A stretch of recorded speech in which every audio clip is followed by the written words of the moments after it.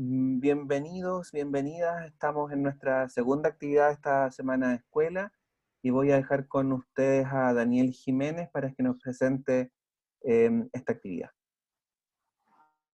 Muy buenos días, estudiantes, compañeros, profesores, autoridades presentes. Mi nombre es Daniel Jiménez, soy estudiante de arquitectura de segundo año.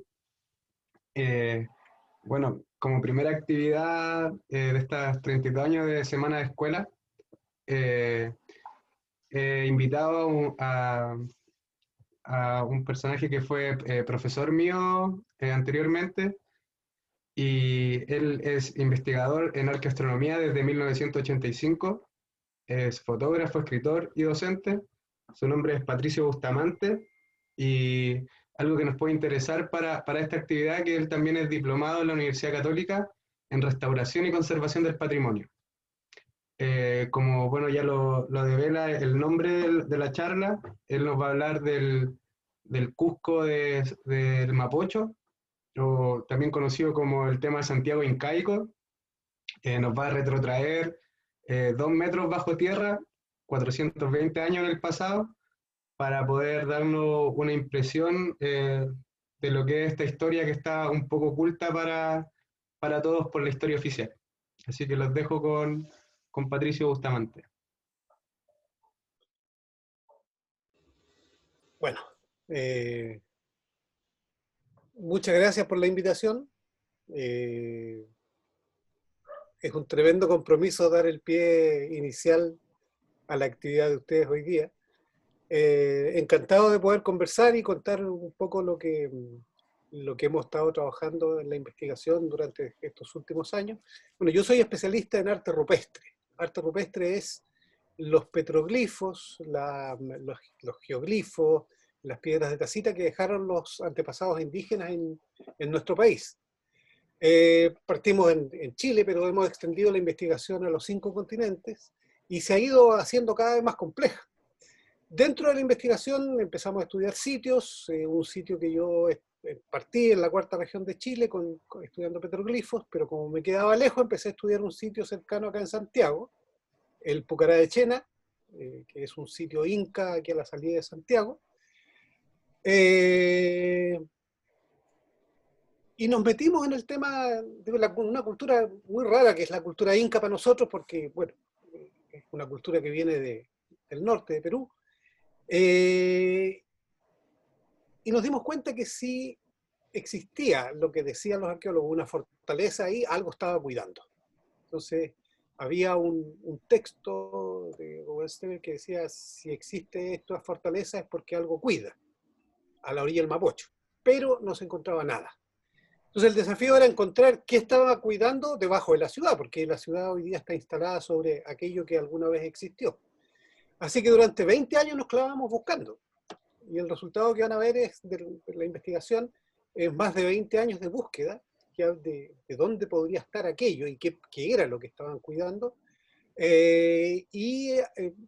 Los resultados comienzan recién en el 2012, o sea, ahora llevamos apenas 8 años como desenterrando esta historia. Lo que van a ver es el resultado de estos 28 años de investigación.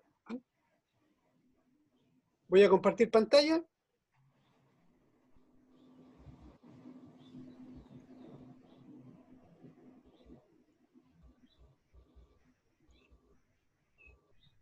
Ya. ¿Se ve? Sí. Ya. Voy a hacer la presentación. Preparé harto material y si alguien quiere interrumpir y preguntar, ningún problema, a ver si alcanzamos a llegar al final. Bueno, lo que tiene ahí es una vista de 360 grados que acabamos de armar con lo que sería lo que había cuando llegaron los españoles. Cuando llegan los españoles nos dijeron que esto está aquí en Santiago, estaba pelado, y que ellos construyeron sobre un sitio eriazo, y que sobre eso armaron la ciudad de Santiago. Hoy día sabemos que eso es falso, por distintas razones, no vamos a entrar a ver por qué, pero borraron esa parte de la historia. Entonces vamos a hablar del Cusco del Mapocho.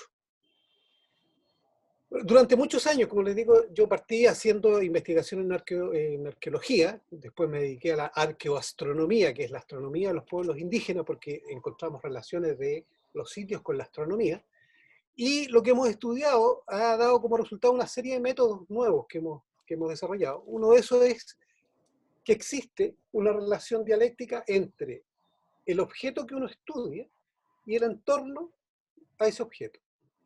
Si yo tomo ese objeto y me lo llevo a otro lugar, por ejemplo una piedra con un dibujo, como lo extraje de ese entorno en el cual fue construido, aunque yo conserve la pieza, pierde parte de su significado, porque ya no está en el entorno donde fue construido, donde es su naturaleza.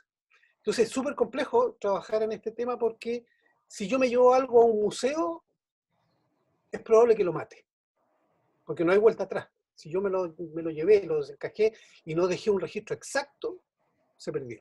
Entonces, esto es una cuestión que hay que considerar y por lo mismo desarrollamos durante el tiempo una metodología que se llama arqueología del entorno. O sea, estudiamos la arqueología, yo trabajo con arqueólogos, somos parte de equipos con arqueólogos, pero la arqueología tiene que complementarse con distintas variables, por ejemplo, la cultura que generó lo que estamos estudiando, el clima que había en esa época, la biótica, los animales, las plantas, todo los seres vivos que había, porque eso ha ido cambiando.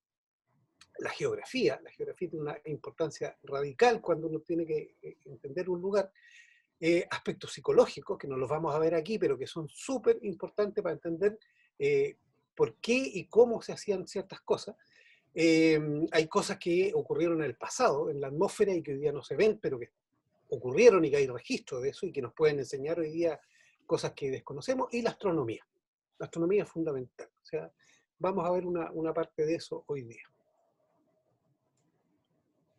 Bueno, estábamos en esta cosa de desarrollando el tema del entorno y la UNESCO el 2005, nosotros empezamos a publicar el 2002, el 2005 la UNESCO saca esta declaración de Chiang que dice que no basta considerar el sitio, sino que hay que considerar el entorno.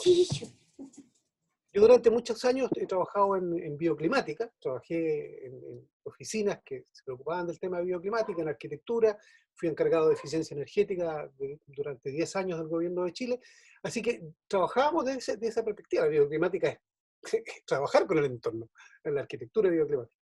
Entonces, por eso que empezamos a introducir estos temas acá, porque yo me daba cuenta que a la arqueología le faltaban estos aspectos. Bueno, hoy día tenemos la declaración de Chiang, del 2005 de la UNESCO, que habla de que el entorno, o sea, no basta proteger el sitio, sino que hay que proteger el entorno.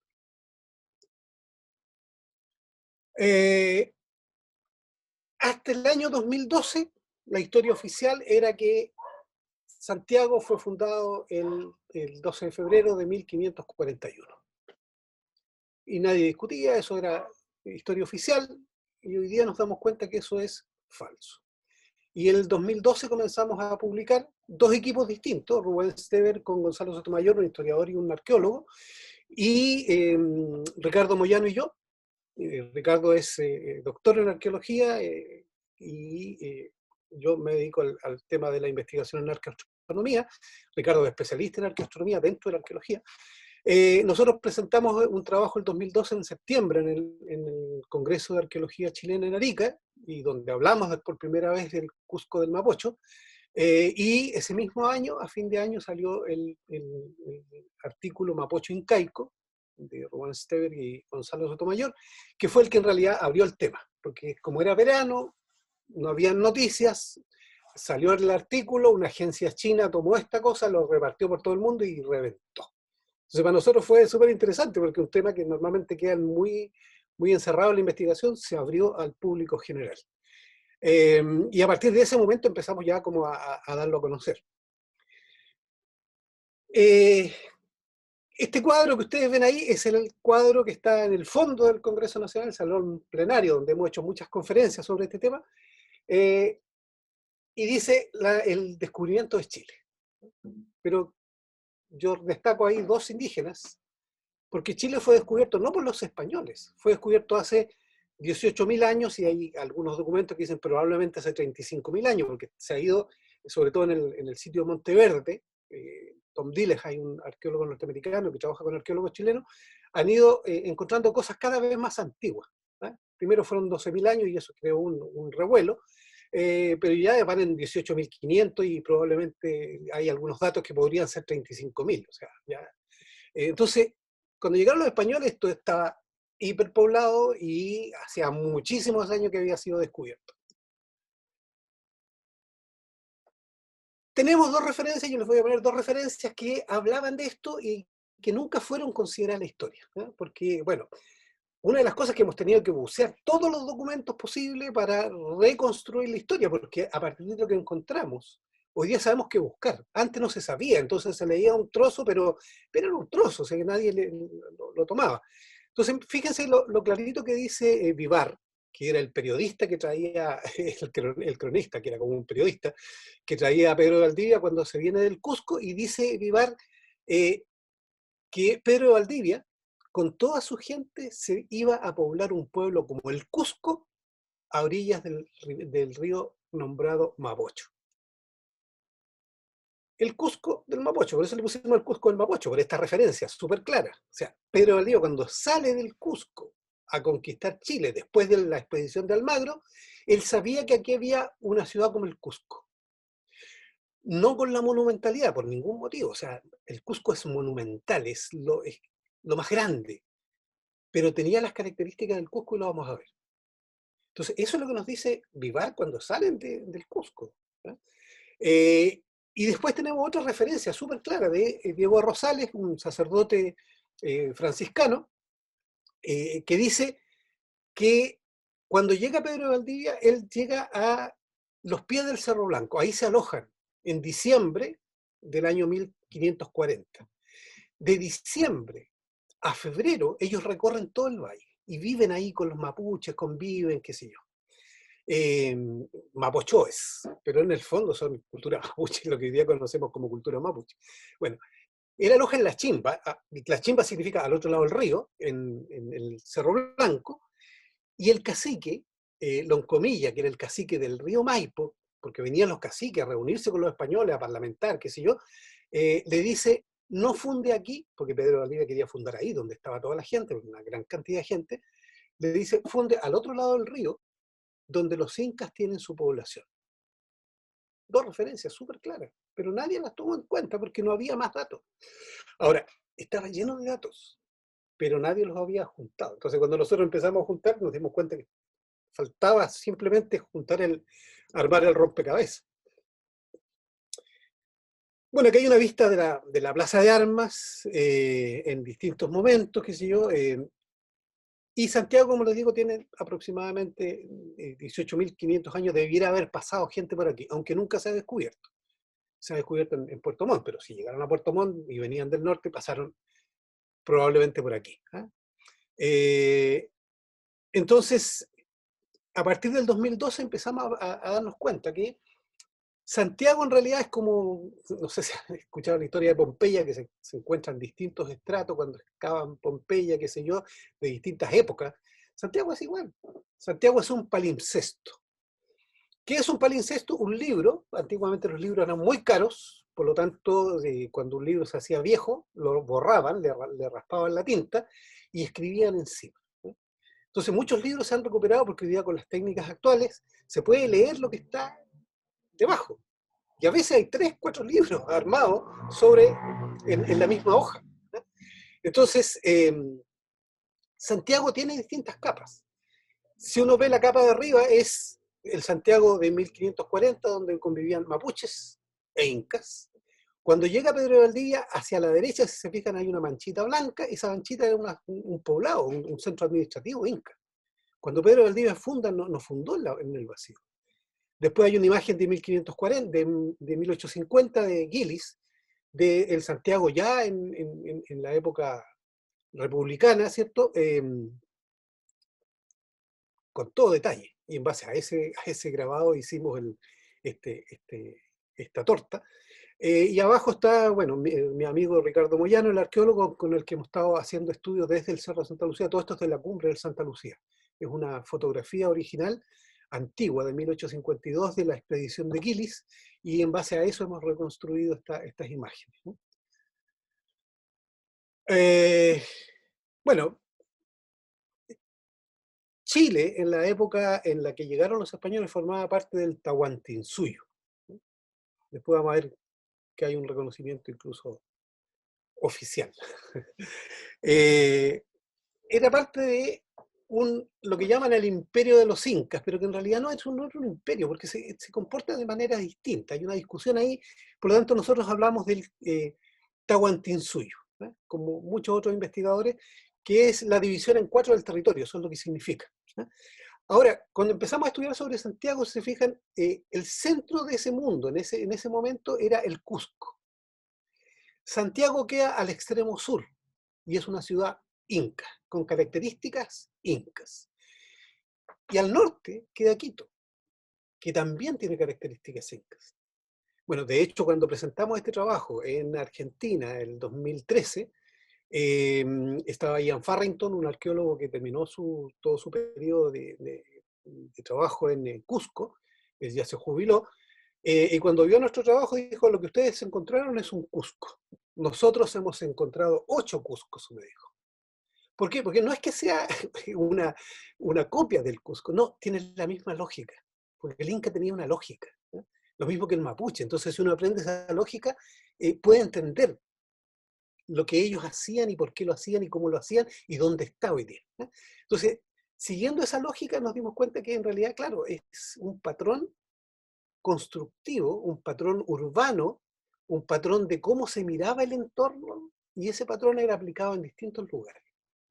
Y vamos a ver después al final las consecuencias que eso tiene para nosotros hoy día, que no nos damos cuenta, pero tiene consecuencias súper claras. Bueno, abajo se ve el Santiago Inca.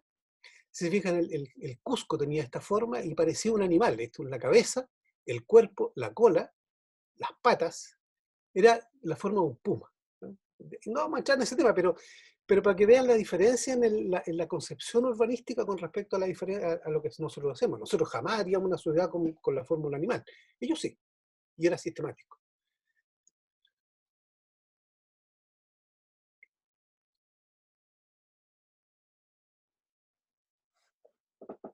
El Tahuantinsuyo se basaba en una red enorme de caminos, pero que no es, le llaman el camino el Inca, pero que no es un camino, es una red, ¿ya? Que permitía llevar y traer mercaderías de muy grande distancia, mover recursos en el fondo.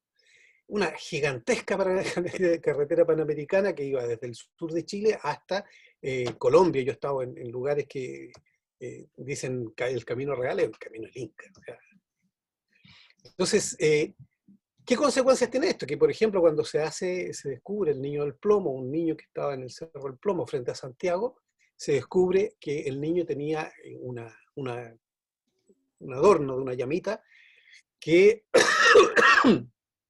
es fabricada con la concha de un espóndilus.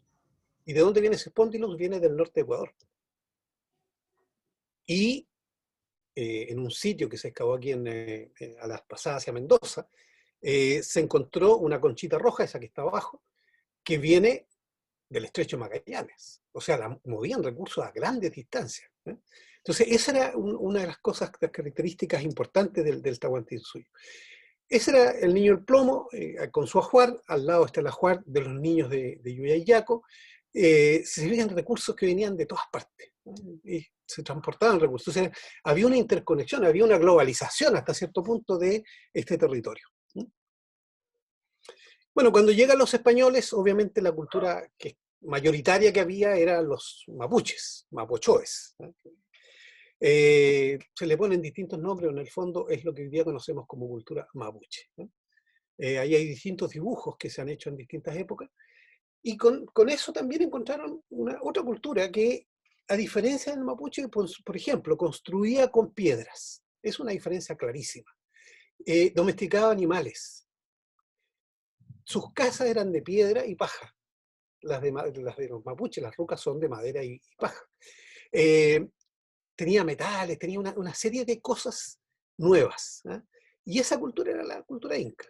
Entonces, cuando uno busca, hace un rastreo, ve las características de lo que encuentra, y eso da más o menos a qué cultura, aunque no se haga un análisis, uno sabe de qué cultura se trata, ¿eh? Por cosas muy, muy claras.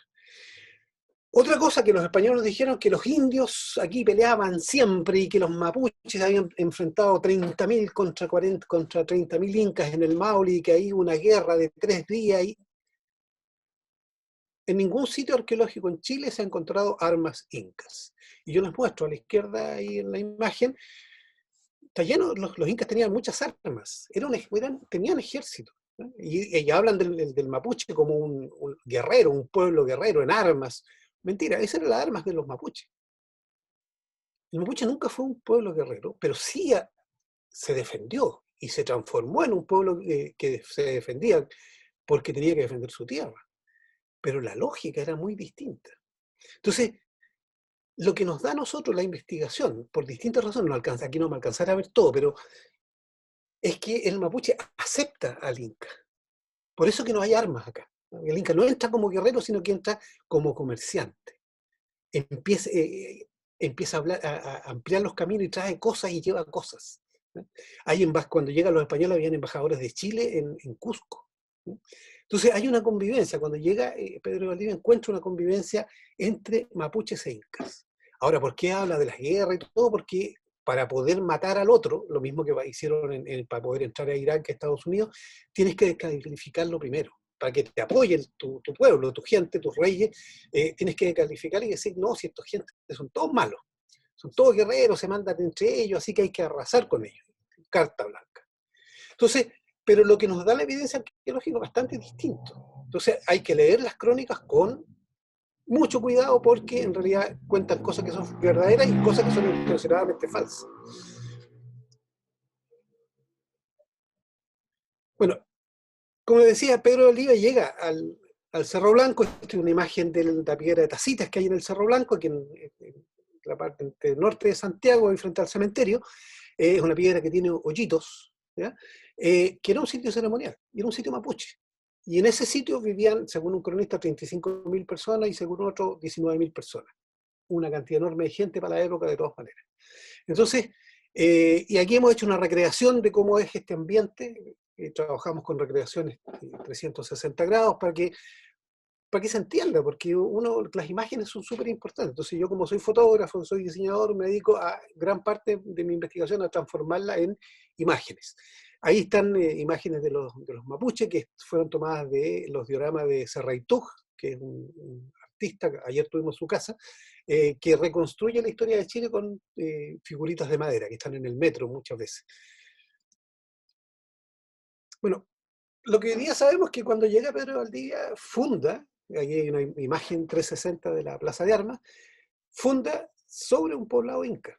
Entonces lo que nos dicen, fundó sobre un peladero. Mentira, o sea, aquí al fondo yo le saqué, sobre la foto saqué trozos, le saqué por ejemplo el correo, y donde está el correo hoy día estaba la casa de Equilicanta, que era el gobernador inca, ¿eh?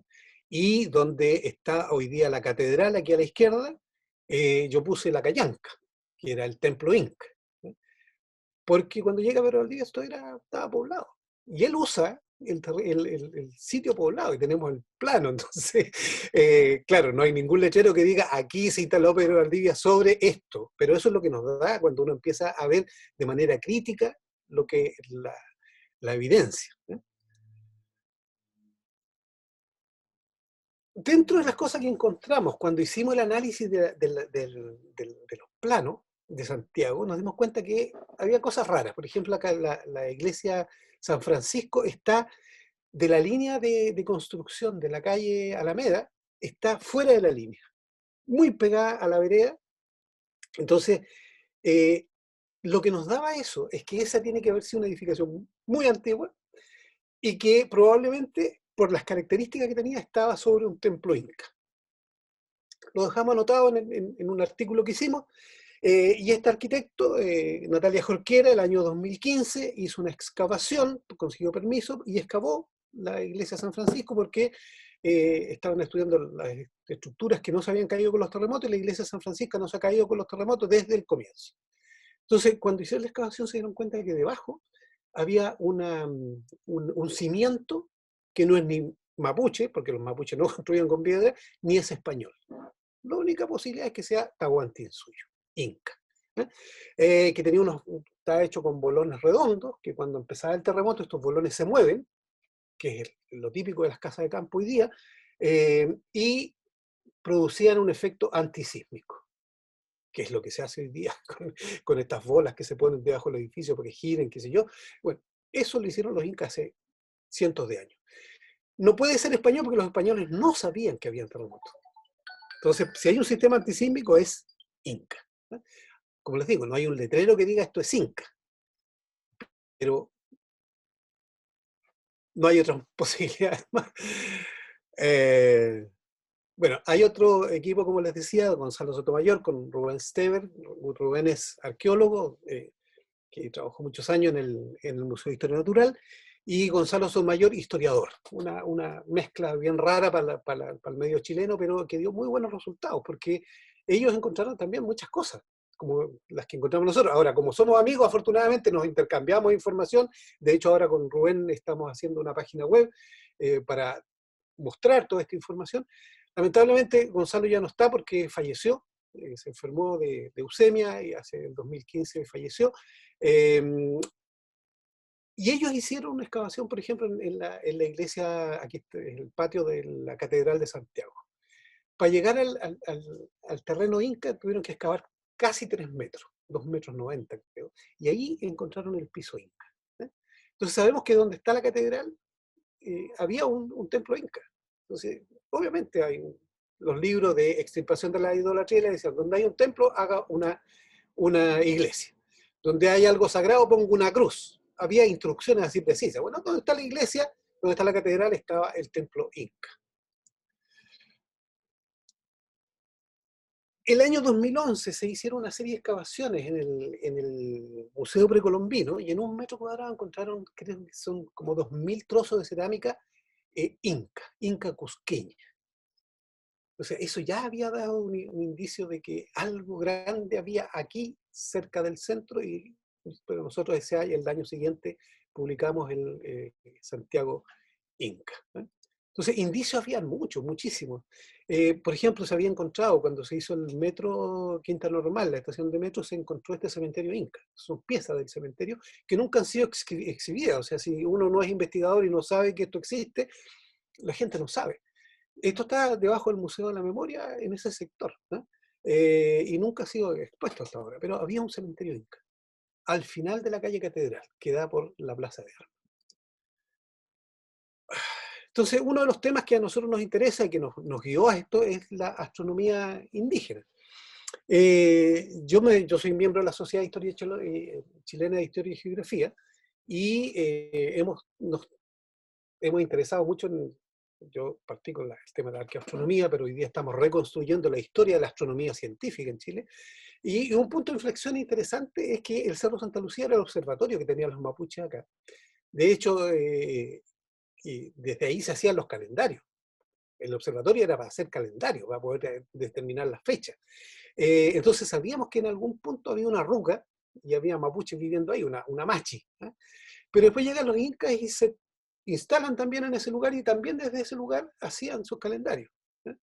Y la evidencia es que probablemente compartían el espacio y no había esas peleas, aunque sí hubo en Chile peleas entre los incas y los mapuches.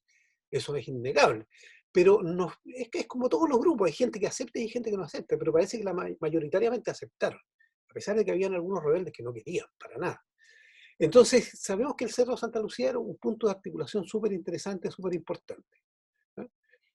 Las machis, dentro del mundo mapuche, concentra parte de lo que tiene que ver con la salud, pero también tiene que ver con el entorno. Las machis eran las que manejaban la astronomía. En Chile, a diferencia de otras culturas, la cultura mapuche, las machis eran mujeres. Los chamanes, el equivalente a la machi, los yatiri, ¿cómo se llaman? Los jamautas, en general son hombres. En Chile son mujeres, un caso bien especial, muy parecido al de Siberia. Siberia, el nombre chamán viene de Siberia y las machis tienen una cultura muy parecida a la cultura de los siberianos. No es raro porque veníamos de allá. Conservaron esa forma cultural muy pura. Entonces, había una importancia de la observación astronómica en el Cerro Santa Lucía, y parte de nuestro esfuerzo es tratar de reconstruir la astronomía, porque hay una mezcla de astronomía inca. Aquí ustedes ven las constelaciones incas. Los incas veían no solamente los grupos de estrellas, sino que manchas en la Vía Láctea como constelaciones. Ahí están las manchas oscuras, son las constelaciones oscuras del mundo inca. Pero el mapuche ve otras cosas. Entonces, lo que estamos tratando de hacer es reconstruir y separar un poco esta visión que está mezclada y que no tenemos datos, no hay antecedentes. Entonces, es bien complejo tratar de entender qué cosa era qué cosa, ¿ya? Para el mapuche, la Vía Láctea era el Rupu Epeo, el camino de los sueños, de los cuentos. Entonces, pues claro, hay historias asociadas a las constelaciones, y ahí tienen distintas constelaciones. Por ejemplo, abajo las nubes de Magallanes eran para ellos ojos de agua, ¿sí? Como el reflejo del agua. A la derecha están las Pléyades, que era el montón de papas, y así. Entonces hay una mezcla de cultura mapuche y cultura inca que tenemos que desentrañar. Bueno, este es el diseño del cultrún. El cultrún, el diseño es extraído del movimiento de la Vía Láctea, de la Cruz del Sur, durante la noche, durante el año. Y la Cruz del Sur ellos la veían como tres líneas, aquí tiene 4 puntos, ¿cierto? Pero en vez de unir los 4 puntos como una cruz, lo unían como 3 líneas, que es la pata de un avestruz. Y esa pata del avestruz, si se fijan, está en las 4 posiciones, porque está girando la pata del avestruz durante la noche, y es lo que da la base del diseño del cultrún. Y eso tiene que ver con territorio. Eso son los 4 puntos cardinales más el movimiento del cielo. Entonces, si se fijan, el cultrún es tiempo y espacio. Tiene que ver con el entorno. No es simplemente un instrumento para tocar, es un instrumento para tocar en el tiempo y en el espacio, ¿ya? Entonces es una visión súper compleja, más allá de la música. Nosotros tenemos un tambor y hacemos tomar el tambor. No, ellos están haciendo un trabajo que tiene que ver también con la astronomía, aunque para nosotros es súper raro. Bueno, en el Cerro Santa Lucía es bien especial. El primer observatorio astronómico moderno se construyó. Yo ahí tenía una grabación. A ver si... el primer observatorio astronómico moderno que se construye en Chile, el gobierno contrata a un señor que se llama Gillis, que era un teniente de la Marina norteamericana, que venía con una expedición científica, le compra los instrumentos y él construye esa casita, que es una casita redonda, que era el primer observatorio científico en Chile, pagado por el gobierno. Después ya descubrimos que hay otro que está en Valparaíso, que estamos tratando de rescatarlo. Ya logramos que este fuera declarado Patrimonio Nacional. Este año está a punto de salir el decreto.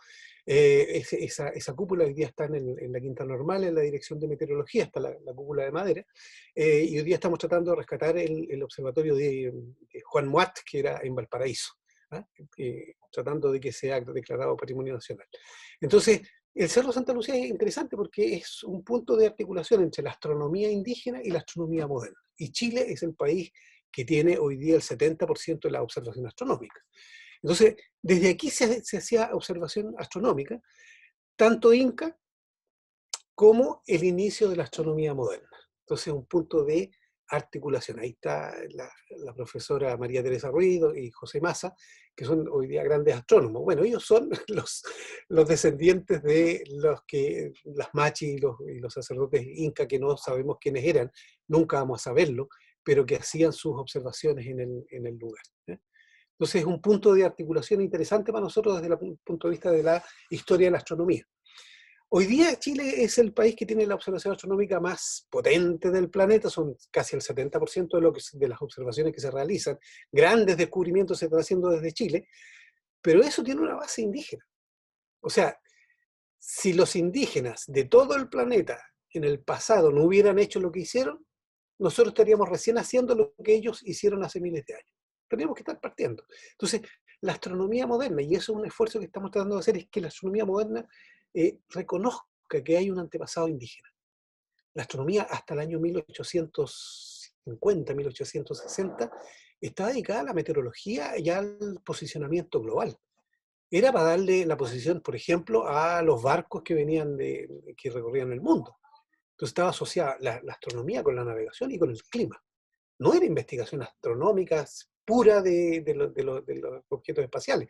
Hoy día se ha despegado de todo lo otro, pero antiguamente estaba muy ligado. Y en el mundo originario era absolutamente una sola cosa con todo lo otro, ¿eh? Con el clima, con los calendarios.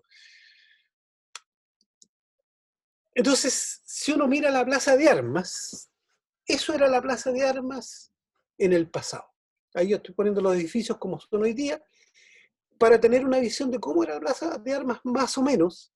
Era un poblado inca, era un poblado ahí le pusimos muros para diferenciar las calles. No sabemos si tenían todos muros, si habían una cantidad de muros, pero hay modelos de otros sitios incas que estamos aplicando y ver cómo funciona esto para tratar de hacer una interpretación. Todos son interpretaciones, porque no tenemos un plano exacto de cómo era, pero es más o menos así. Entonces, esa era la Plaza de Armas, y en el centro de la Plaza de Armas, en alguna parte, había lo que se llama un ushnu, un altar que podría ser una plataforma de piedra, y que debe estar enterrado 3 metros bajo la catedral, o sea, bajo la Plaza de Armas hoy día, si es que queda algo, porque lo pueden haber arrasado con todas las obras. Y esto era más o menos el aspecto que debe haber encontrado Pedro de Valdivia cuando llegó.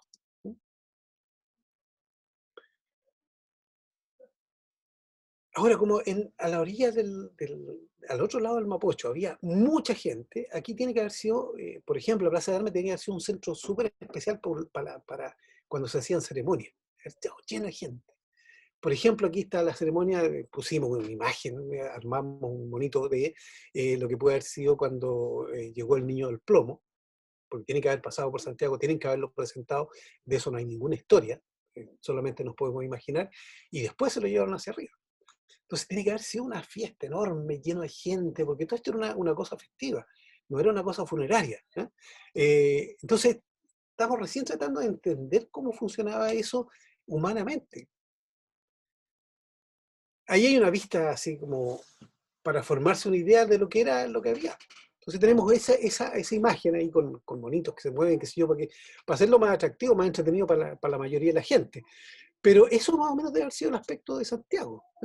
Entonces hay, como les digo, estamos viendo varios modelos, aquí yo les voy a mostrar dos, de cómo debe haber sido la forma física de Santiago.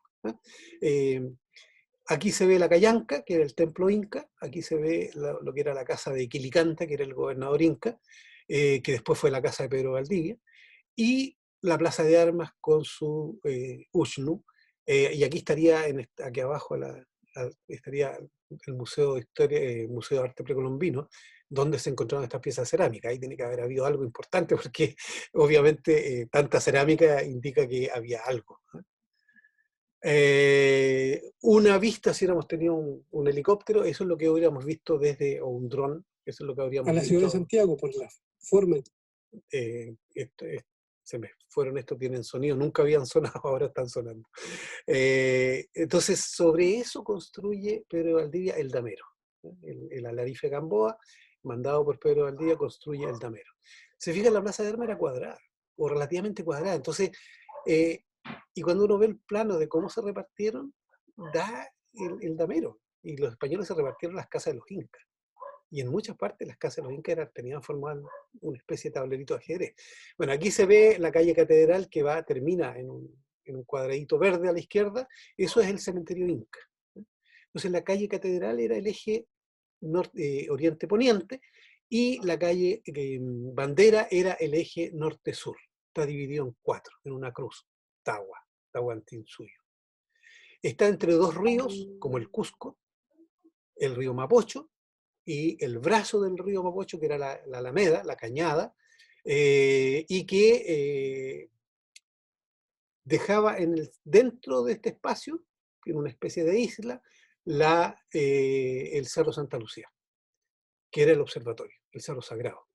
Sabíamos que era sagrado, y hoy día encontramos un documento que muestra claramente que fue construido un cerro sagrado. Bueno, esto es el mapa más antiguo que tenemos, reelaborado por Tomás Taller Ojeda. Él nos dice, en esa época no había el sistema de referencias que tenemos hoy día. Él simplemente dibuja lo que los españoles se dividieron. Y de ahí da el tablero de ajedrez. ¿Qué se dividieron los españoles? Las casas de los incas. Entonces ahí, se fijan, eso es lo que nos da cómo era el poblado inca. Ahora, la Plaza Mayor tenía construcciones hacia el norte, hacia el oriente y hacia el poniente, pero no hacia el sur, coincidentemente con las plazas o las aucaypatas de los incas en todo el Tahuantinsuyo. A veces no tenían hacia el sur, a veces no hacia el norte, bueno, esta no tenía hacia el sur construcciones. Entonces, sobre esa trama base, que era las casas de los incas, se construye el damero de Santiago. Y ahí está la gente que se repartió los... Entonces tenemos una visión de... Perdón. Tenemos una visión... Algo está pasando con...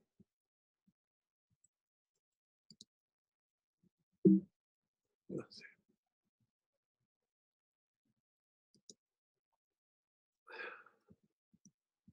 Ahí está.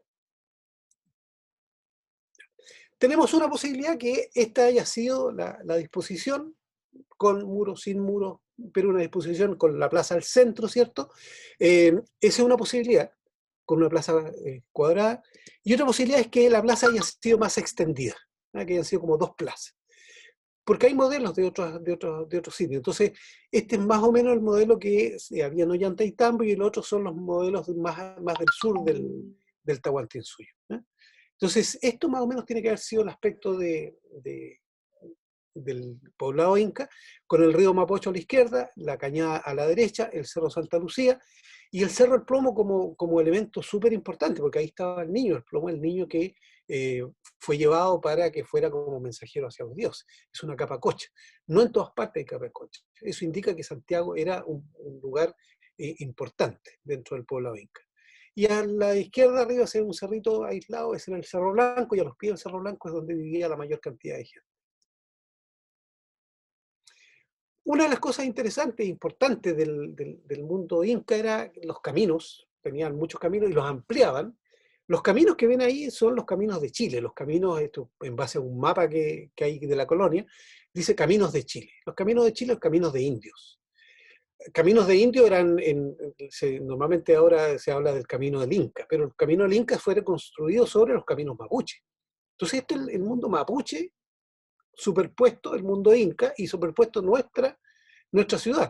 Nuestra ciudad, las calles principales son calles indígenas, calles mapuche, inca y después españolas. Entonces, nuestro urbanismo, nuestra territorialidad depende de esta identidad ancestral que no ha sido reconocida hasta ahora. Si uno extiende el mapa, bueno, todas las carreteras están hechas en base a eso. O sea, y si uno se fija dónde están los pucarás, bueno, es donde están las ciudades de indios, están a la orilla de estas grandes vías, que son hoy día nuestras carreteras, pero que en el pasado eran las carreteras de los mapuches y después de los incas. Entonces, nuestro diseño urbano, nuestro diseño territorial, tiene mucho que ver con ese mundo ancestral. Y va a haber que comenzar a reconocerlo. Una de las cosas que los mapuches no habían, porque aquí estamos viendo algunas cosas que eran introducidas por el Inca, son los puentes. Mapuche no construía puentes. El puente era tirar un tronco donde se pudiera ir cruzar por ahí o cruzar vadear por arriba los ríos, ¿cierto?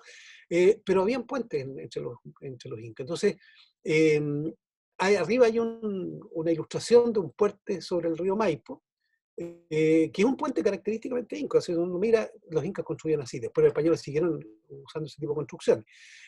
Cuando empezamos a tratar de entender dónde podía haber estado, porque no está la referencia en el libro, nos dio que podría estar cerca de San Juan de Pirque. Aquí hicimos un arreglo y pusimos cómo se podría haber visto ahí en San Juan de Pirque, pero pensamos eso, nunca vamos a saber, es una volada nuestra, qué sé yo. Pero después, uno de mis alumnos está comenzando las clases, me lleva un libro, me lo muestra y abro el libro y aparece este puente. Y este puente fue dibujado por Rugiendas, Mauricio Rugendas, que es un pintor que pintó muchas cosas en Chile, un pintor alemán, y él hace este dibujo y dice, este puente es parecido al que hay en San Juan de Pirque. Le apuntamos. Y le apuntamos porque tratamos de ver cómo se veía el dibujo que se hizo en la época de Darwin y cómo era el territorio hoy día, y nos daba por ahí, porque después los cerros van cambiando, va cambiando el ancho, entonces nos daba por ahí. Bueno, esto confirma que le apuntamos. Entonces, esto es para mostrar que si uno le pone atención a lo que hicieron los antiguos, hay cosas que nos están diciendo y que no hemos sabido interpretar. Bueno, ahí, por ejemplo, Puente Alto se llama porque seguramente había un puente alto. ¿Y dónde está esa parte alta del río Maipo? En Puente Alto, de ahí se encajona el río, es un corte muy grande, y fíjese, en los años 20, el puente que cruzaba hacia Pirque, muy angostito. Entonces era como para que los incas hicieran sus puentes. Porque el inca no podía, el mapuche, por ejemplo, si llegaba la época de lluvia, los que estaban viviendo al norte del río Mapocho con los que estaban viviendo al sur, no podían cruzar durante 6 meses, a no ser que subieran hasta la cordillera y arriba cruzaran donde fuera más encajonado. El inca tenía que construir puentes. Entonces, esa era parte importante de la contribución inca en Chile. Y ahí está el único puente que hemos encontrado sobre el Mapocho, porque el Mapocho frente a Santiago tenía 300 metros. Entonces, sabemos que los puentes incas estaban en la parte alta del río Mapocho, y este está justo donde está el puente San Enrique. Ayer anduvimos allí en el puente San Enrique porque Serraituk, nuestro amigo, escultor, vive ahí a 1 kilómetro de este puente. Bueno, esto tiene una serie de consecuencias para nosotros, y yo con esto voy a redondear y finalizar, que no nos damos cuenta. El año pasado, el 18 de octubre, hubo el estallido social, del que todos fuimos testigos, hemos sido testigos, y de las consecuencias que eso ha tenido. El estallido social, si bien ha tenido una manifestación en todo Chile, el centro de ese estallido social fue, o el lugar más característico, más simbólico, es la Plaza Italia, la Plaza de la Dignidad. Ahora, nosotros antes del estallido social nos dimos cuenta que ese lugar era donde se separaba el río Mapocho de la Cañada. Y en esos lugares donde hay una bifurcación de ríos, o donde se unen o donde se separan, es un lugar simbólico para el mapuche y para el inca. Para el inca es Tincuy, y para el mapuche es Husanco. El río madre es el Mapocho, el río hijo es la Cañada, por lo tanto hay macho y hembra. Es una serie de cosas simbólicas que se conjugan en ese punto. Al ser un Tincuy es un lugar de encuentro y es un lugar de desencuentro. Entonces hemos tenido en nuestro urbanismo, en nuestro diseño territorial, un elemento que no hemos considerado y que sigue actuando simbólicamente sobre nuestra vida diaria. Estábamos en esta cuestión, viendo el Tincu, porque tratando de entender el urbanismo inca, y nos dimos cuenta, mira que hay un Tincu. Y empezamos a estudiar el Tincu, y llevé a un amauta amigo para mostrarle el Tincu, porque él es de la cultura inca, ya falleció un año después, para decirle, mira, encontramos el Tincu, aquí está, y fuimos, hicimos siempre se hacen ceremonias, qué sé yo, para reconocer los lugares.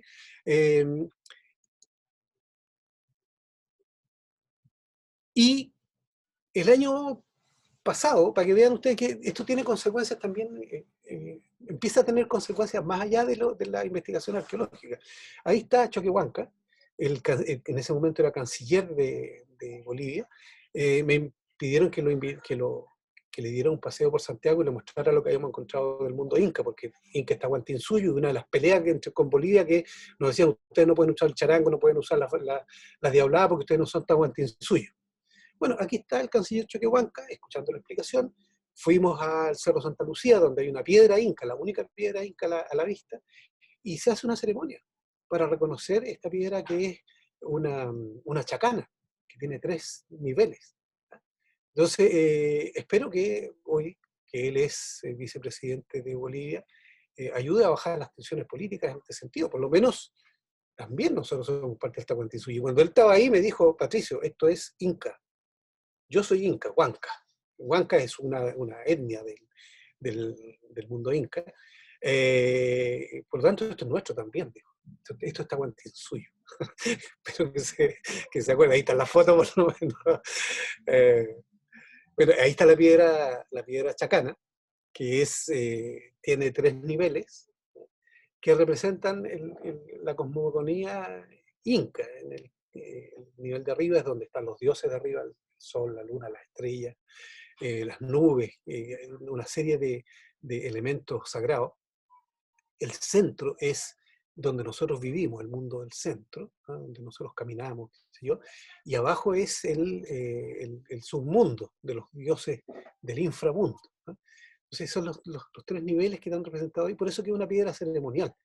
Es como el árbol que representa el tronco está arriba, las ramas están arriba, el tronco está al centro y las raíces están abajo, el árbol de la vida. Los 3 animales sagrados, el cóndor que vuela por arriba, el puma que camina por el centro y la serpiente que duerme bajo tierra. Sabíamos que el cerro Santa Lucía era sagrado porque tenía esta piedra y por un montón de otras cosas, o sea, por una serie de características. Bueno, pero no teníamos ninguna prueba de que en la colonia, o después se tuvo conciencia de eso, hasta que encontramos este libro, que se llama El Paseo de Santa Lucía, donde dicen claramente, rara coincidencia, en este mismo lugar los sacerdotes indígenas tributaban culto desde la más remota antigüedad a sus mentadas divinidades. ¿Qué dice el libro? Que cuando se funda Santiago, en el Cerro Santa Lucía se hace una ceremonia de fundación, que es la que aparece en el cuadro de Lira, o de Subercaseaux, donde se muestra Valdivia fundando Santiago, ¿cierto? Terminan esa ceremonia, le dan la vuelta al cerro, a la misma altura, y donde hoy día está la capilla de Vicuña Maquena, había una ruca mapuche. Y en esa ruca se hizo la primera misa después de la fundación de Santiago en el Cerro Santa Lucía, porque ahí se hace como una ceremonia. Entonces, claro, hacen la ceremonia y se van a la ruca y hacen la misa. Eso tampoco estaba, pero ahí está documentado en el libro. Este es un libro que se hizo después de la remodelación del Cerro Santa Lucía como paseo. Ahora, ¿qué nombre le ponen los españoles? Que también eso es súper simbólico, los nombres que les dan. Al Santa Lucía le ponen, al cerro Huanhuelén o Huelén, le ponen Santa Lucía. ¿Por qué? Porque Lucía es una mujer ciega, a la que le sacan los ojos para martirizarla, y ella la presentan con los ojos en un plato. Entonces el lugar que era para observar las estrellas, ya no se podía observar porque era el lugar de una ciega. Era la forma de matar simbólicamente un lugar. Entonces, la guerra no era solamente física, también era simbólica. Había que aplastar a la cultura en todos sus niveles, a la cultura dominada. Y uno de esos niveles era quitarle los calendarios, de que ya no podían hacer sus calendarios, dependían del calendario español, ¿sí? Y de los sitios ceremoniales. Entonces vamos a ver cuál es la consecuencia de que exista este tinco como un elemento, porque uno dice, ¿qué importa que hayan estas cosas antiguas, qué sé yo? Importa, porque el uso que nosotros le damos hoy día tiene que ver con la forma en que fue pensado, y por algo lo pensaban así, porque algo pasaba. Entonces, nosotros hacemos un trabajo científico, pero la ciencia humana tiene que incorporar otras visiones más allá de la ciencia dura. Y esta visión es una visión antropológica que es súper interesante para nosotros, que nos podía dar incluso una solución a futuro para los problemas que tenemos hoy día. Ahí está la visión del Cusco del Mapocho, y a la derecha está donde se separan estos ríos, ¿cierto?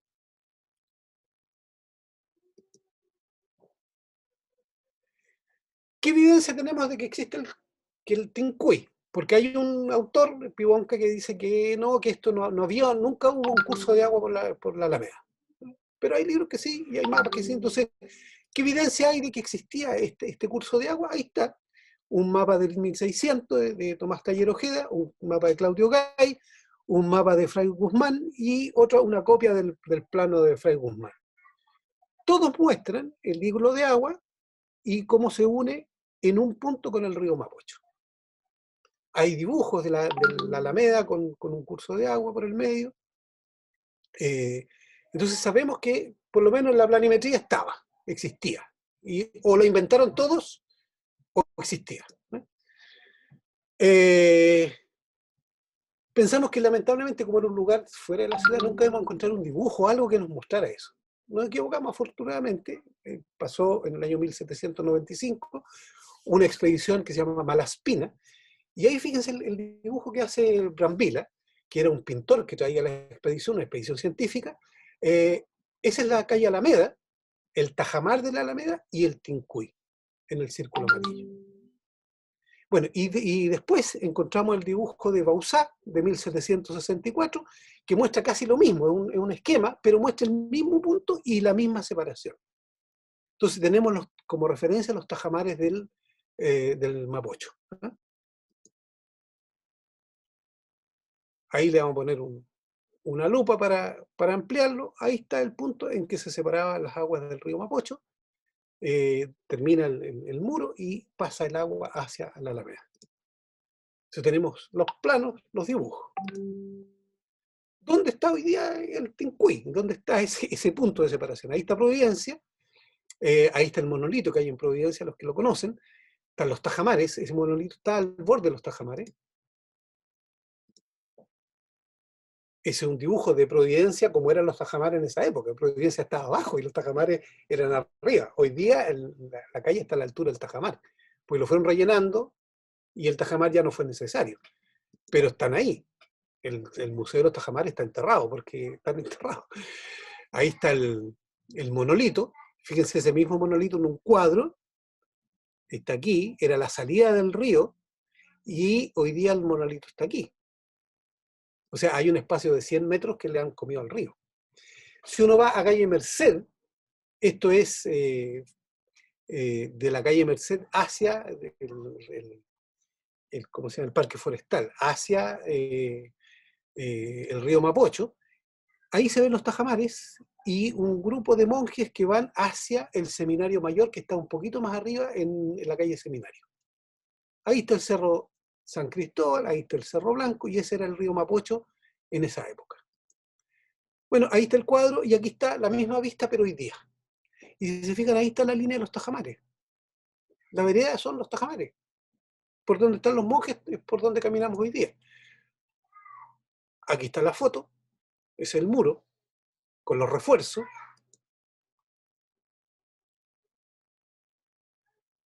Ahí está la imagen de la calle Merced. 150 metros entre el río actual y eso, pero eso era un parque, ¿cierto? Era parte del río, el parque. En algún momento toda esa parte del parque era una laguna, que habían botes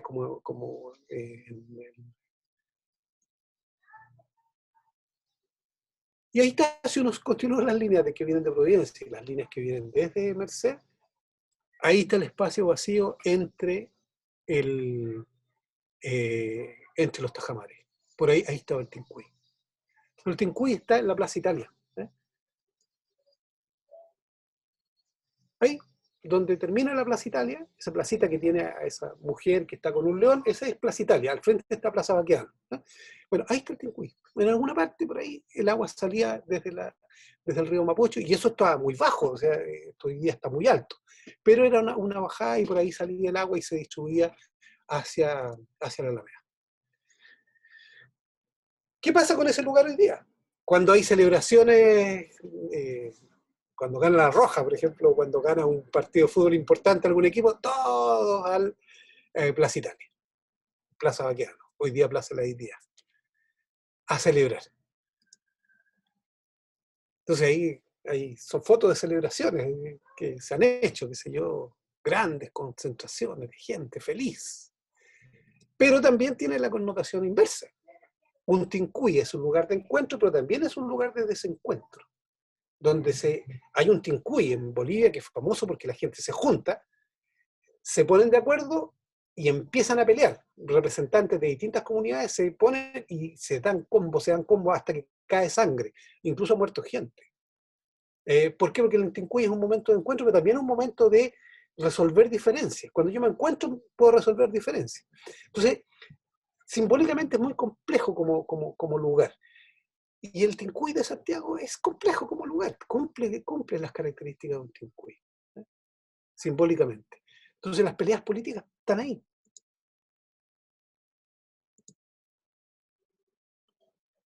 Bueno, estábamos en esta investigación viendo las consecuencias del Tincuy y todo el cuento cuando viene el eclipse el año pasado. A mí me invitaron a dar unas conferencias al norte, fui. Para mí era un fenómeno astronómico. Nunca había visto uno completo, por lo tanto para mí fue una sorpresa total, quedé 15 días marcando ocupado.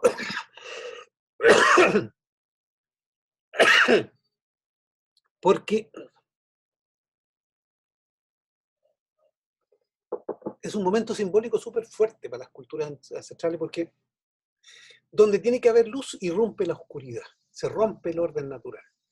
O en la noche, cuando está la luna llena, de pronto, ¡pum!, se oscurece.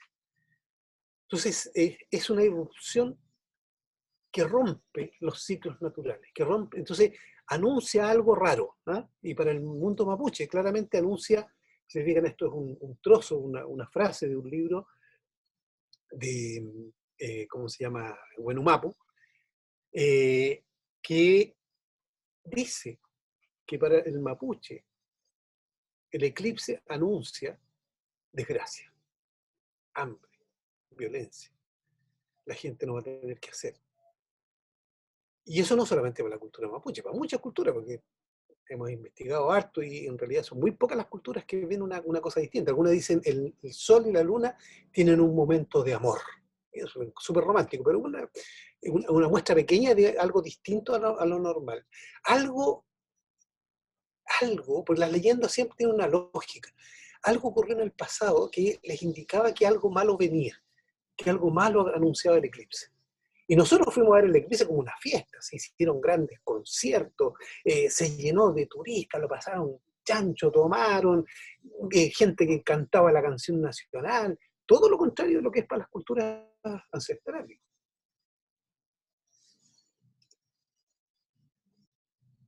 Y viene el estallido social. Después del eclipse, como, simbólicamente anuncia la visión mapuche, viene el estallido social, 18 de octubre, 2 o 3 meses después del... Y ahí está el Tincuy, el centro, el epicentro de todas estas gigantescas concentración que se realizó en el centro de Santiago. Entonces sigue siendo el lugar de encuentro y el lugar de desencuentro, porque aquí mientras la gente se reunía también son las peleas con la policía, o sea, aquí todos los viernes hay una concentración hoy día y muchas veces se ha pintado y repintado y recontrapintado el General Baqueano porque es una pelea, es un lugar también de confrontación, pero además separa los barrios altos y los barrios bajos, ¿cierto? Que es una característica de los Tincuy. Entonces, tiene una serie de connotaciones simbólicas interesantes. Ahora, para mí fue súper chocante cuando veo esta imagen y la bandera mapuche al tope, porque es como simbólicamente retomar el tinco, que en Palmapuche es el gusanco. De hecho, había grupos mapuche que ya habían hecho su propia lectura del lugar. Antes de que nosotros hiciéramos nuestra lectura del tinco, ellos habían hecho su lectura como mapuche de esta separación de agua, y habían hecho obras. Yo trabajo con grupos mapuche, pero yo no sabía lo que estaban haciendo. De repente cuando yo dije, oye, mira, encontramos el tinco, sí, nosotros encontramos lo mismo, pero en lo mapuche. Bueno, y una de las cosas ha sido simbólica el protagonismo de los mapuches, ¿no?, de los indígenas. Los incas no está presente porque el inca no es el conflicto es con el mapuche hoy día. Entonces, hay todo un tema de iconoclastía, romper los iconos, ¿cierto? Las peleas, esta guerra campal con la policía. Otra cosa simbólica es que todo el sistema neoliberal comienza en Chile, el experimento neoliberal, con esto de Friedman, los Chicago Boys, qué sé yo. Incluso hay un libro de Naomi Klein, una periodista canadiense que hace un recorrido por todo el mundo viendo este fenómeno, y ella escribe un libro que se llama La doctrina del shock. Y dice, esta doctrina comienza en Chile el 11 de septiembre con la dictadura de Pinochet, y se empieza a implementar este sistema neoliberal a ultranza, ¿no?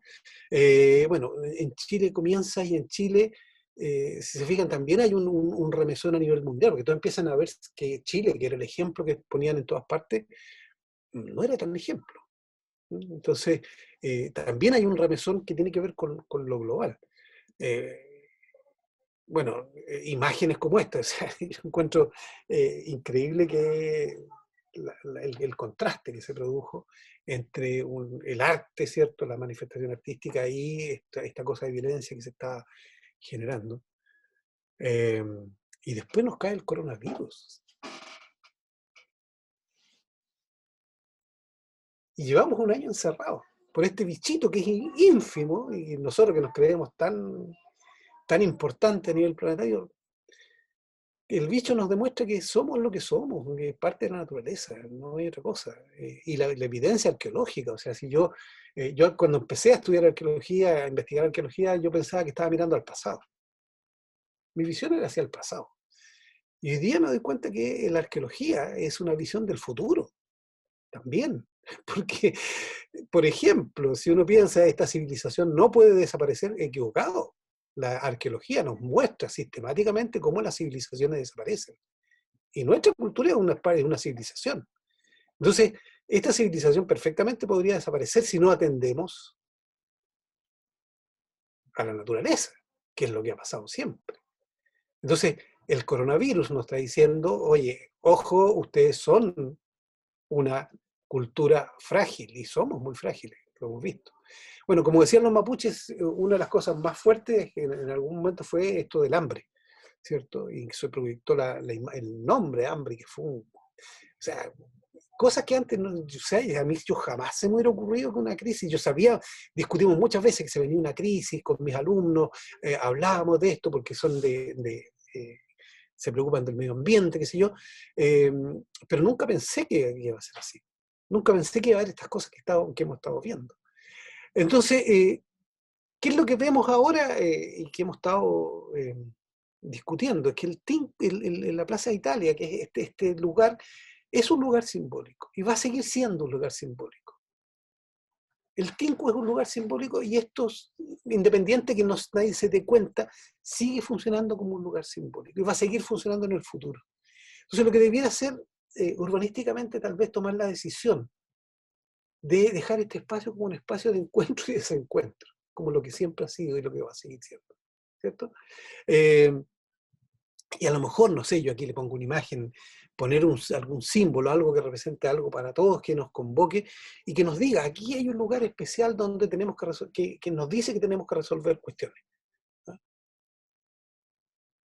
Todo esto de la nueva Constitución es porque algo está pasando, algo está mal, y algo tenemos que resolver. Bueno, este es un lugar que nos está diciendo también, resuelvan esto, porque si no va a ser un conflicto eterno. Y a nadie le conviene un conflicto eterno. Entonces, hay que sentarse a conversar, hay que hacer el tinco.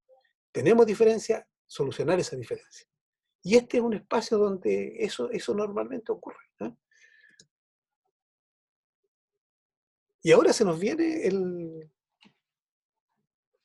14, 20 días más, un eclipse en el mundo mapuche. Yo iba a ir, yo estaba preparado, íbamos a ir a dar conferencias, íbamos a ir a... Pero la verdad es que yo probablemente no voy a ir ahora. Por todo lo que ha ocurrido, por todo lo que hemos encontrado, por lo que significa simbólicamente para el mundo mapuche, no es una fiesta. Y la gente cuando va a estas cosas va en son de fiesta. Entonces, yo creo que parte de nuestra responsabilidad como investigadores, a pesar de que somos científicos y que tenemos que ser rigurosos, esto es ser riguroso también. O sea, aceptar que hay otras visiones. Y que nuestra visión científica racional viene de hace 100 años, 200 años, y que se confronta con visiones con otra racionalidad, con otra forma de hacer ciencia, que son milenarias. ¿Cuántos miles de años lleva la gente aquí? Por lo menos 500 años sabemos que los mapuches tenían estas visiones, los incas, ¿eh? Están documentados en las crónicas. Entonces, y este se da exactamente en el mundo mapuche. Entonces, aquí yo les pongo esta imagen con este sonido, porque yo durante muchos años subí al volcán Villarrica, este es el volcán Villarrica, que va a ser el centro del escenario, es el Rucapillán. Yo trabajo con machi de la zona, y después que me invitaron, qué sé yo, me di cuenta que ellos, el Rucapillán, el volcán Villarrica para ellos era sagrado, igual que para mí, porque yo subí muchas veces. Y yo le pongo ese sonido porque era el sonido que yo escuchaba. Cuando dormía a los pies del volcán, arriba en los bosques araucarios, era el ruido constante, o más suave, pero era el ruido constante, un ruido de un murmullo, que para mí no anunciaba nada malo, o sea, para mí anunciaba que el volcán está vivo. Era la forma del lenguaje del volcán. Entonces, en este escenario es donde se da este eclipse ahora. Con esto, coronavirus, con estallido social, con esta visión de redescubrir el mundo inca que está bajo nuestros pies, reconocer el mundo mapuche que está bajo nuestros pies con este mundo inca, para nosotros tiene un significado súper potente. Hemos hecho varias conferencias sobre este tema, porque, claro, está, como les digo, la visión científica pura, pero está la visión científica que tiene que aceptar que hay otras visiones, y esas visiones también tienen algo de información interesante que entregar. Ahora, ¿cómo se va a desarrollar en el futuro? No sabemos, porque es parte de lo que estamos viviendo.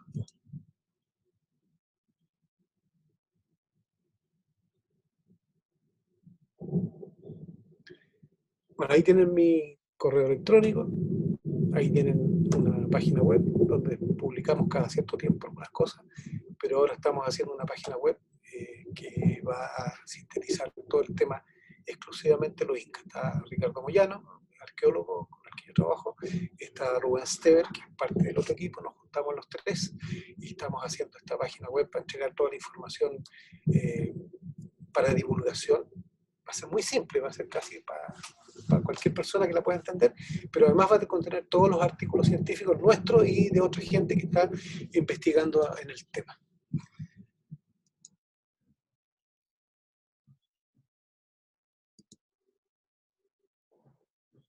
Ya.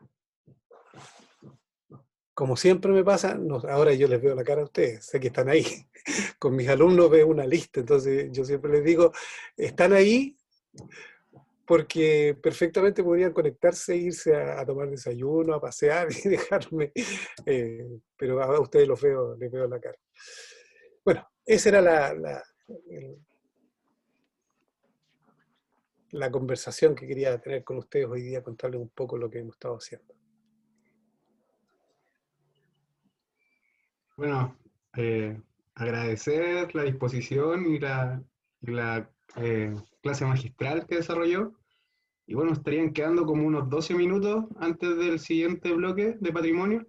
Así que, si el profesor está dispuesto, podríamos hacer algún tipo de pregunta, una o dos preguntas que puedan salir desde los participantes.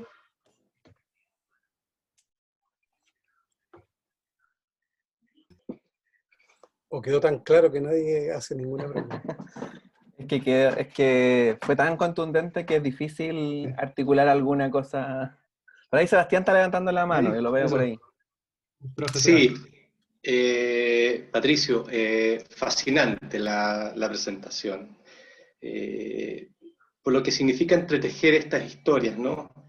Entretejer tiempos y fascinante también esta interpretación que yo no la tenía tan clara del cultrún como un instrumento para tocar el espacio y el tiempo. Me encantó. La historia, el tiempo, pero también las tradiciones, la memoria, y que en las inmediaciones del Museo de la Memoria había un cementerio inca. Y la hipótesis para imaginar futuros posibles pareciera ser que inevitablemente hoy, más que antes, hay una sensibilidad respecto de, para avanzar hay que volver. Y esa es una hipótesis que en el mundo, por lo menos en el campo de la historia, está agarrando mucha más fuerza, ¿no? para poder imaginar futuros posibles necesariamente tenemos que volver. Y no tenemos que volver cronológicamente en una línea temporal a nuestra historia occidental, sino que tenemos que volver a nuestros orígenes, a nuestras tradiciones, al mundo ancestral. Me parece también fascinante el Tinku como un punto crucial. Esta zona cero que también se ha denominado, ¿no? Y cómo desde el Tinku uno entiende el vínculo que hay con el puente de San Enrique y arriba con el Plomo. Mi pregunta es, ¿qué pasa hacia abajo con la desembocadura? Y del Tinku, ¿qué relación hay con el Maipo? Hoy día tenemos el Canal San Carlos, ¿no es cierto?, que es una obra posterior, moderna, de ingeniería, pero que también tiene que ver un poco con esta misma concepción de los tajamares. Entonces mi pregunta es, ¿qué pasa del Tinku a la desembocadura del Mapocho y qué pasa del Tinku hacia el Maipo? Bueno, son preguntas que estamos tratando de responder, porque, o sea, 20 años nos demoramos en darnos cuenta, porque sabíamos que debajo de Santiago había algo, pero Santiago es enorme, está lleno de cemento, ¿dónde estaba lo que había? Claro. No teníamos pistas. Una vez que nos dimos cuenta, por este patrón que es el patrón tahuantinsuyo de construir cosas, que tampoco es tahuantinsuyo porque viene incluso de antes, si uno va a culturas anteriores a la Inca, el patrón hasta cierto punto se repite. Entonces, al poner esta plantilla nos dimos cuenta dónde estaba, pero eso implica que después tenemos que empezar a entender todo el resto, cómo funciona. Y como no hay antecedentes, hay que ir buscando trocitos a trocitos. Entonces, por ejemplo, sabemos que había en la calle San Pablo el camino que comunicaba con la costa. Y están los mapas y dice camino a la costa. Y era el camino de los incas. Y los incas que vivían, que estaban, por ejemplo, en el Pucará de Chena, comían mariscos frescos. ¿Qué significa? Que había un sistema de repartición de marisco tan rápido que permitía que no se echaran a perder entre la costa y los consumieran. Porque el marisco es venenoso si uno lo consume. Entonces, uno empieza a darse cuenta que ahí hay un sistema que no entendemos bien. Está lleno de cosas que no entendemos. Parecía que entendíamos mucho y hoy día nos damos cuenta. Yo cada vez me doy cuenta que somos más ignorantes. Por ejemplo, los quipus. Hoy día sabemos qué son los quipus. Claro. Tenemos los quipus. Sabemos que se usaban en juicios para leer cosas y se leían en el juicio. El quipu Camayoc leía en el juicio, pero nadie sabe cómo lo leían. No sabemos lo que eran, sabemos para qué servían, pero no sabemos cómo se usaban. No tenemos los códigos. Entonces, y eso pasa en todo, o sea, los códigos, los colores que usaban, por ejemplo, en los ponchos eran códigos. El poncho del Inca era el pasaporte, y por dónde iba, le miraban el poncho y sabían de dónde venía, a qué clase pertenecía, qué tipo de actividad realizaba, porque eran códigos. Todos esos códigos se perdieron, entonces hay que de alguna manera reconstruirlos.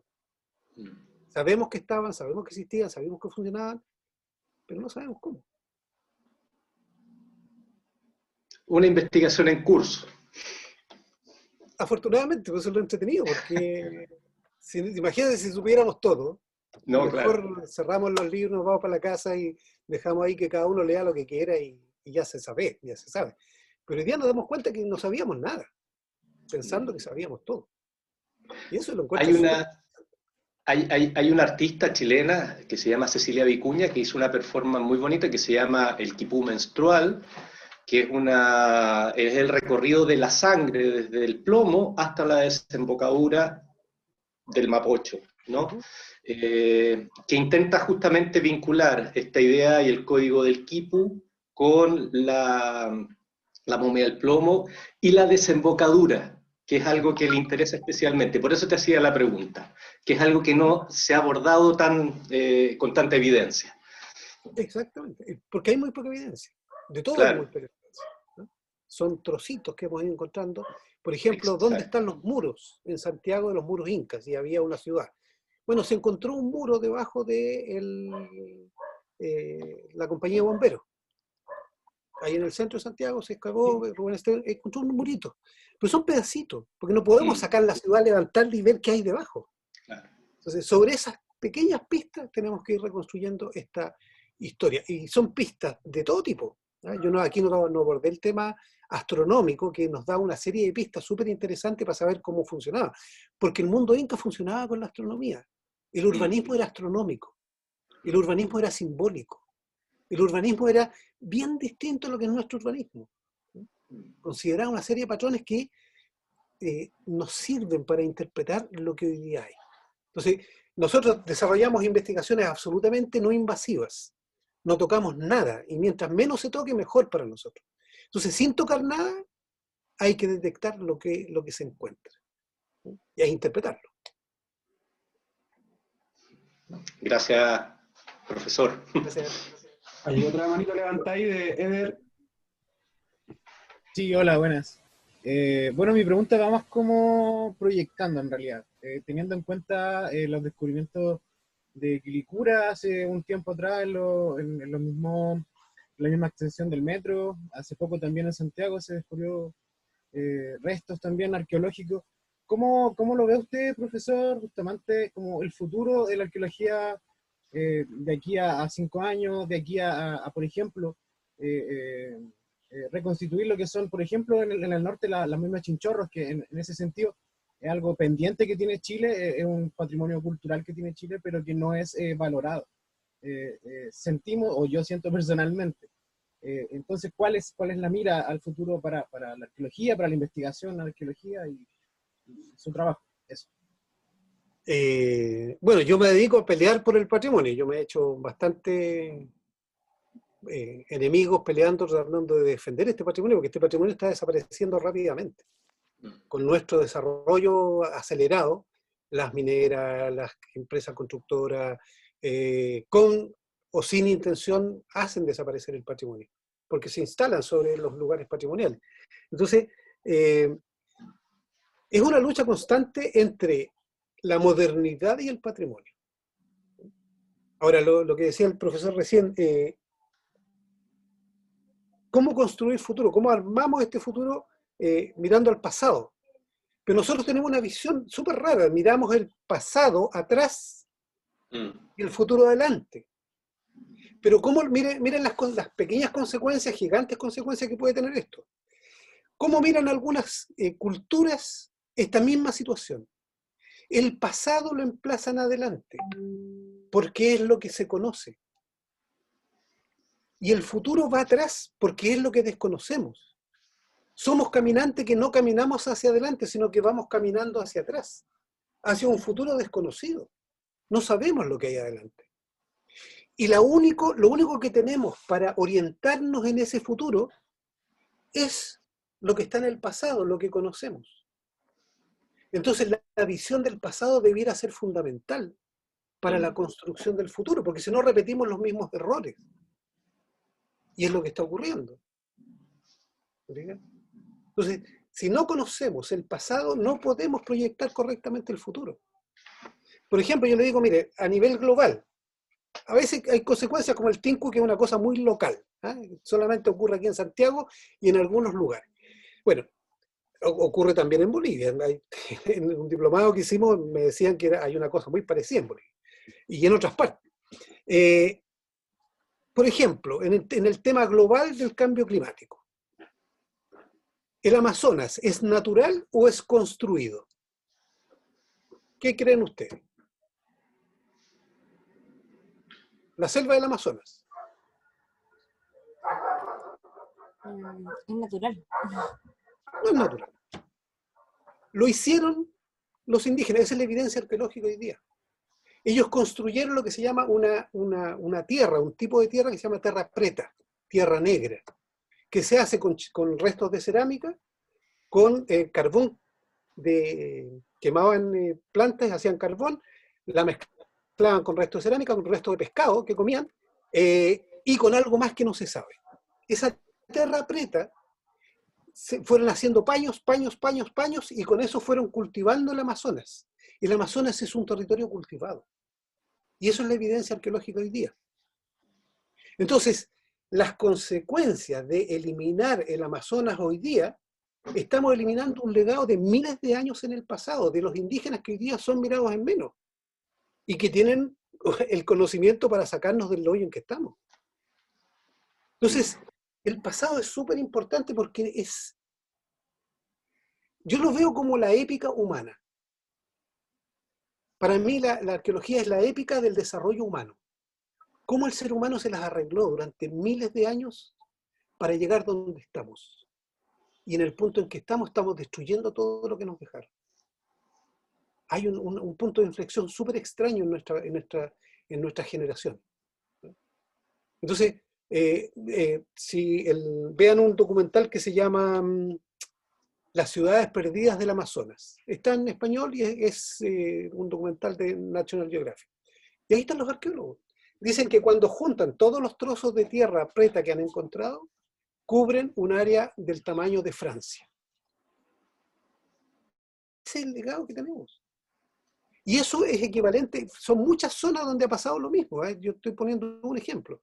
Entonces, si no conocemos bien el pasado, si no reconocemos ese pasado, si no aprendemos a respetar a la gente que nos legaron esto que es nuestro territorio, incluso las calles, incluso las ciudades, incluso todo viene del mundo indígena.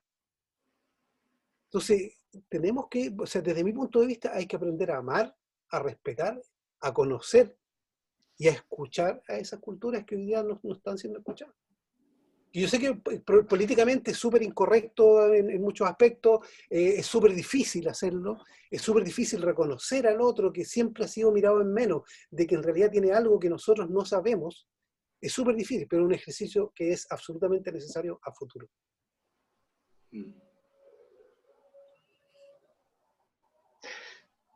Patricio, muy breve, esta relación de la cronología como línea versus el ciclo, donde el principio es el final. Yo tengo la impresión, y es una impresión simplemente, de que este último tiempo, el concepto de ciclo, ya sea el ciclo de la naturaleza, el ciclo del agua, donde no hay principio ni final porque estamos constantemente naciendo y muriendo, naciendo y muriendo, ¿no es cierto? Incluso ahora cuando se habla de la depresión o la fatiga o todas las cuestiones emocionales producto justamente del encierro, entenderlo como un momento propio de ese ir y venir, esa fluidez, ese constante movimiento, también que aparece de alguna otra forma en el cultura, o sea, la figura del círculo. Yo que hago clases de historia, muchas veces la dictadura de la cronología, ¿no? De una fecha lineal donde vamos pasando por hitos, ¿no es cierto? Y que por lo tanto no nos permite entender esta dimensión mucho más holística, integradora, de interdependencia de los fenómenos, de los hechos, de las circunstancias, etc. Yo creo que ahí hay un cambio de paradigma de nuestra cultura occidental en el entendido de que, qué bonito lo que dices, ¿no? O sea, caminar mirando el pasado, o sea, lo que tenemos al frente es justamente eso. Y nos cambia ahí las coordenadas, que también creo que es muy importante, o sea, tanto las coordenadas espaciales, cómo nos orientamos, como estas coordenadas temporales que logran al espacio cargarlo de sentido. Bueno, en las culturas ancestrales el ciclo es fundamental. Sí.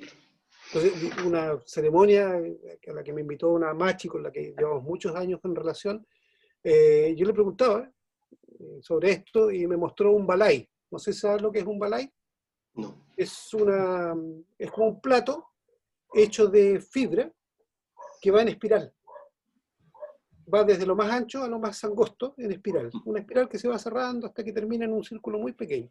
Y es grande, es un plato grande. Y me decía, es eso, los ciclos, la espiral. Esa es la visión de tiempo. Nuestra visión es evolucionista. Claro. De lo peor a lo mejor. A eso quería apuntar también hace rato cuando lo tocaron el mismo tema, o sea que efectivamente los occidentales tenemos esa mirada lineal y cronológica del tiempo. Ya cuando hacemos la línea de tiempo además siempre avanza de izquierda a derecha, o sea hay un tema de avanzar, hay un tema como semántico de avance, ¿ya? Pero justamente todas las culturas, ¿cierto? En el tema de los ritos, ¿ya? Porque nuestra generación, o sea, nuestra modernidad, hemos perdido la riqueza de los ritos, ya sean religiosos, ya sean lo que sean, ¿ya? Pero el tema del rito es el que hace esa vuelta, que hace que el tiempo sea atemporal, entre comillas. Al revivir un rito, yo revivo ese tiempo.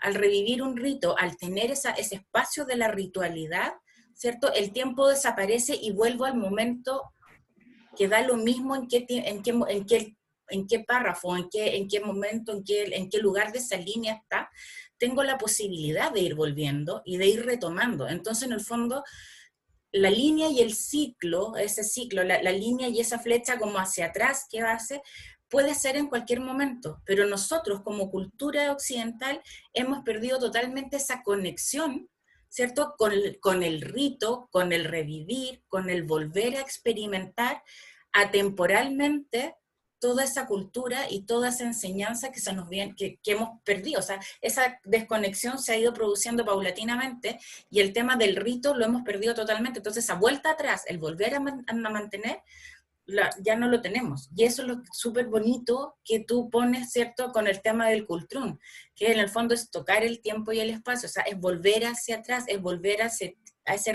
ese rito especial. Lo que pasa en Plaza Italia, ¿cierto?, es volver a hacer ese rito que se hacía antiguamente.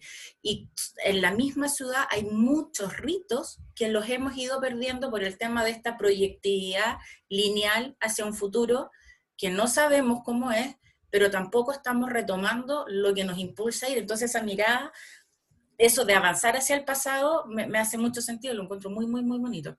Ahora, si uno piensa en arquitectura, porque esto es gente, supongo, de arquitectura, los que están mirando mayoritariamente, si uno lo piensa, este es un momento súper especial para la arquitectura, porque yo soy especialista en eficiencia energética. Durante 10 años yo fui estuve a cargo de eficiencia energética de todos los edificios públicos de Chile. Y trabajé con gente especialista en arquitectura bioclimática. Y la bioclimática es eso, es la arquitectura que se ajusta al ciclo. No es la arquitectura que se separa de la naturaleza y se instala sobre, da lo mismo que. Porque, por ejemplo, se construía una casa en Punta Arenas o en Arica y era la misma casa. La misma casa.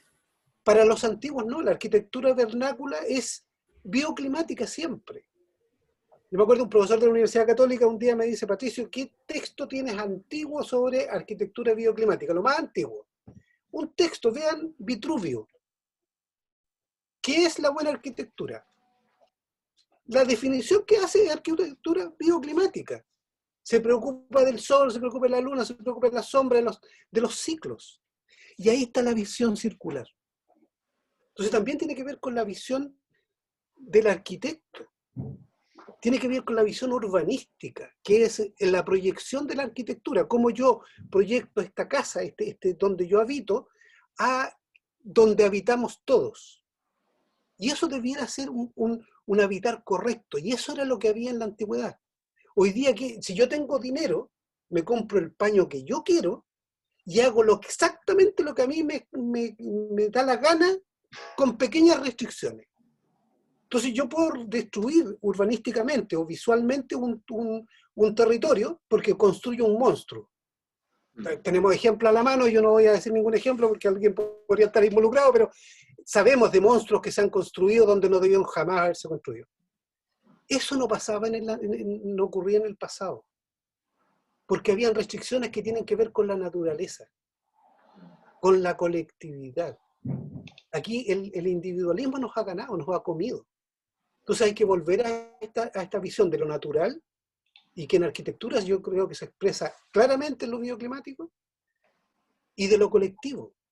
Porque no porque yo tenga dinero voy a poder hacer cualquier cosa, aunque destruya al otro que está al lado mío de cualquier manera.